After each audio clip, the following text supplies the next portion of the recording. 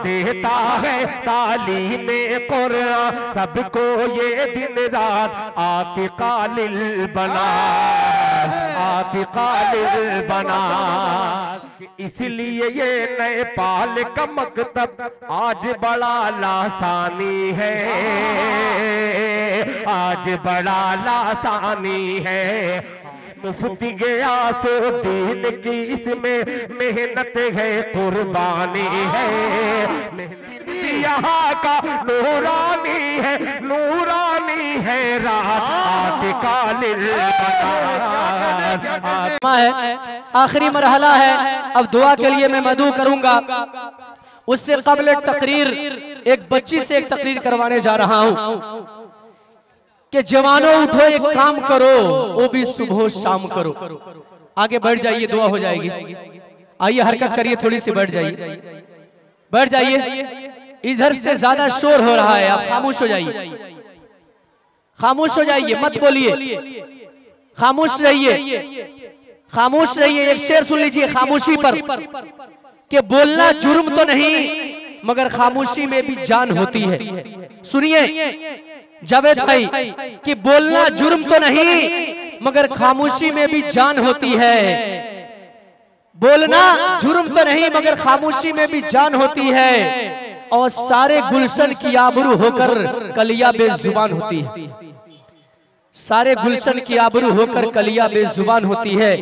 तो जवानों उठो एक काम करो, वो भी सुबह शाम करो। इस्लाम का परचम हाथ में लो, पैगामे नबूवत आम करो। ऐ काश कभी आका आकर ये ख्वाब में हमसे फरमा दे, ये दुनिया है या चैन कहाँ, जन्नत में चलो आराम करो, जन्नत में चलो आराम करो। अब आइए रुकैया खातून रकीबा जहीर ये तकरीर पेश करने के लिए, रकीबा जहीर से मैं मुल्तमिस हूँ कि दर्द भरी तकरीर की फरमाइश से पेश करें। उसके बाद में उस्ताद मोहतरम हजरत मौलाना जाकिर साहब मिफ्ताही मद्दजिल्लहुल आली सदरुल मुदर्रिसीन मदरसा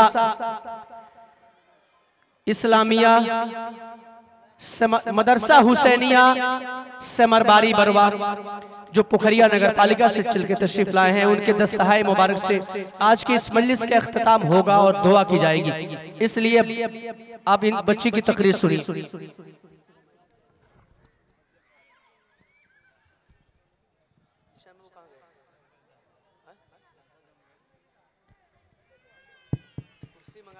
अस्सलामु अलैकुम व रहमतुल्लाहि व बरकातुहू।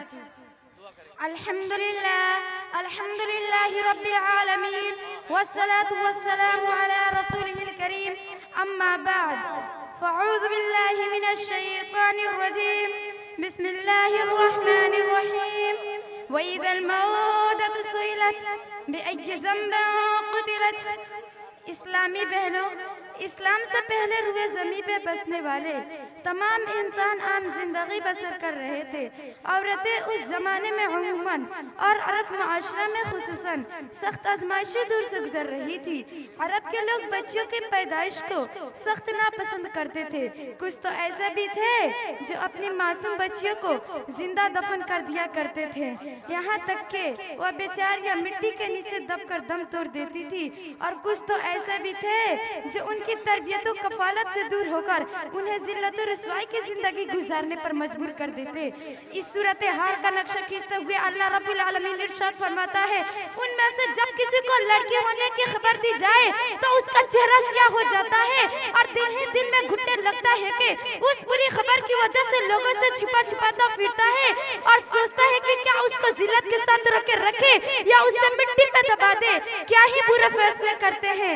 अल्लाह रब्बुल आलमीन ने एक दूसरे मकाम पर बच्चियों को कत्ल करने की हरकत पर तंबीह करते हुए फरमाया कि उस वक्त क्या हाल होगा जब क़यामत के दिन जिंदा दफन की हुई बच्चियां अदालत आलिया में फरियाद करेंगी और उनसे पूछा जाएगा कि किस जुर्म जुर्म में तुम्हें कत्ल किया गया था। वइज़ल मौअदतु सुइलत बिअय्यि ज़ंबिन क़ुतिलत, और जब जिंदा गाड़ी हुई लड़की से सवाल किया जाएगा कि किस गुनाह की वजह से वो कत्ल की गई। लेकिन जब इस्लाम आया तो उसने लड़कियों पर होने वाली जुल्म और ज़्यादती का खात्मा करते हुए लड़कियों को अल्लाह ताला की खास नेमत और बरकत अतिया करार दिया। बड़े ही खुश नसीब है वो लोग जिन्होंने लड़कियों की परवरिश की, यहाँ तक के उन्हें अच्छी तालीम और तरबियत दी और फिर उनकी शादी कर दी और उनके साथ अच्छा सलूक किया, तो ये बच्चे उसके लिए जहन्नम से बन जाएगी।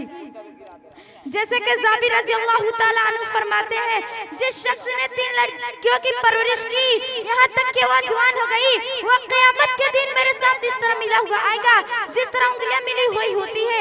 आपने अपनी उंगलियां मिलाकर बताया कि ऐसे करीब करीब जैसे ये उंगलियां हैं। अल्लाहु अकबर। मोमिन और मोमिना के लिए उससे बड़ी सादत और बशरत क्या हो सकती है कि मैदान हश्र में रसूलुल्लाह सल्लल्लाहु अलैहि वसल्लम के साथ हासिल हो। अरे सिर्फ इतना ही नहीं बल्कि लड़कियों की परवरिश करने वालों को अल्लाह रब्बुल आलमीन जहन्नम के अजाब से बचाएंगे। जैसे कि सही बुखारी के अंदर हजरत आयशा रज़ी अल्लाह ताला अन्हा एक वाक़या बयान करती है, मेरे पास एक औरत आई जो अपने 2 बच्चियों को ली हुई थी। वो मुझसे कुछ मांगने के लिए आई थी। मेरे पास उस वक्त खजूर के अलावा कुछ भी न था।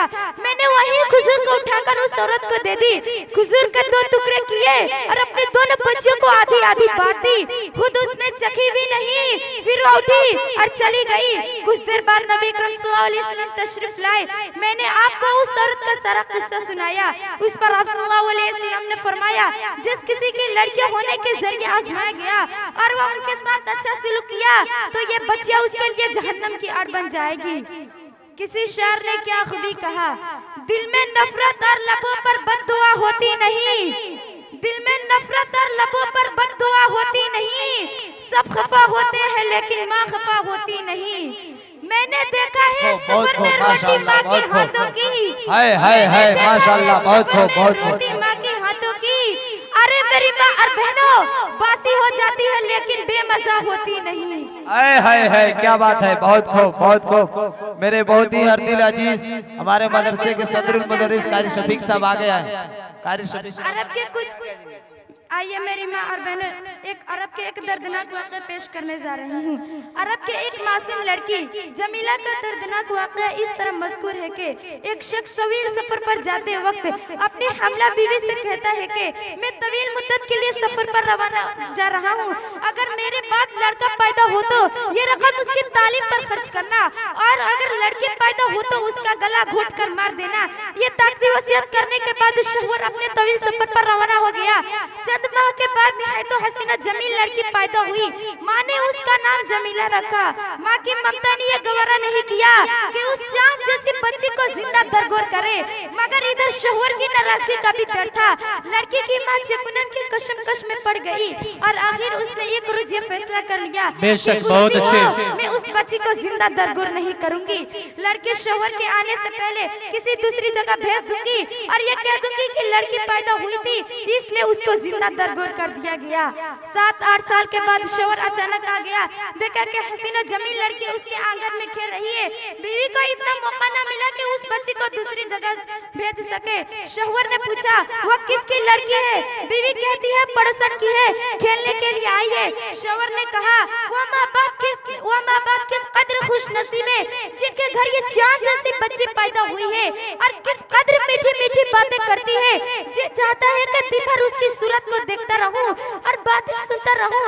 जब बीवी ने देखा कि शोहर के दिल में उस लड़की की मोहब्बत समा गई और वह उनसे प्यार करने लगा तो बीवी ने ये हिम्मत कर कहा ये चांद जैसी बच्ची आप ही की बेटी है। संगदिल बाप का इतना सुनना था कि उसकी मोहब्बत तो दुश्मनी में और शफ़क़त तो अदावत में तब्दीली हो गई और फौरन एक कसम खा ली कि आज के दिन का सूरज गुरूब होने से पहले उस लड़के की जिंदगी का सूरज गुरूब कर दूंगा।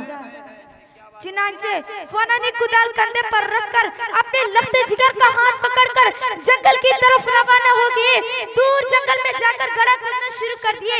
गड्ढा खोदते वक्त पीर और संगदिल बाप के जो कपड़े पर गर्द लग जाती थी, ये मासूम बच्ची अपने नन्हे हाथों से अपने बाप के कपड़े से मिट्टी साफ करती जाती और कहती जाती अब्बा जान आप ये गड्ढा क्यों खोद रहे हैं? बेरहम बाप कहता है कि तुझे इसमें दफन करूंगा। बच्ची कहती है अब्बा जान मेरा कसूर क्या है, आप मुझे क्यों दफन करेंगे? बाप जवाब देता है कि तेरा कसूर ये है कि तू दुनिया में क्यों आई, तुझे जीने का कोई हक नहीं। मासूम जमीला बाप के दाढ़ी से घर झाड़ती जाती और कहती जाती अब्बा जान मैं वादा करती हूँ आपको किसी किस्म की तकलीफ न होने दूंगी। मैं भीख मांगकर मजदूरी करके अपना पेट भर लूंगी, लेकिन मैं आपसे खाना ना मांगूंगी। मैं जिंदगी भर कुंवारी रहूंगी, लेकिन आपको किसी का दामाद नहीं बनाऊंगी। मगर अब्बा जान आप मुझे दफन ना करे। मगर संगदिल बाप के उस मासूम और मजबूर बच्ची के मीठी मीठी बातों का कुछ असर न हुआ। आखिरकार बेरहम बाप ने जबरदस्ती उस मासूम बच्ची को जिंदा गड्ढे में ढकेल कर भर दिया। दिन का आफताब गुरूब होने से पहले ही उस मासूम बच्ची को जिंदगी का आफताब गुरूब कर दिया। किसी शायर ने क्या खूबी कहा, अंधेरे में भी मेरी माँ मुझे पहचान लेती थी, अंधेरे में भी मेरी माँ मुझे पहचान लेती थी। है कितना दर्द मेरे दिल में वो ये भी जान लेती थी। कही थी मैंने माँ से माँ मुझे एक चांद ला कर दे, कही थी मैंने माँ से माँ मुझे एक चांद ला कर दे। है ये नामुमकिन सी बात मगर माँ मान लेती थी। व आखिर दवानी अल्हम्दुलिल्लाहि रब्बिल आलमीन। अस्सलामु अलैकुम व रहमतुल्लाहि व बरकातुहू। माशाल्लाह। अभी अभी आप हजरात के सामने इस जामिया के पढ़ने वाली बच्ची अभी आप हजरात के सामने तकरीर पेश कर रही थी।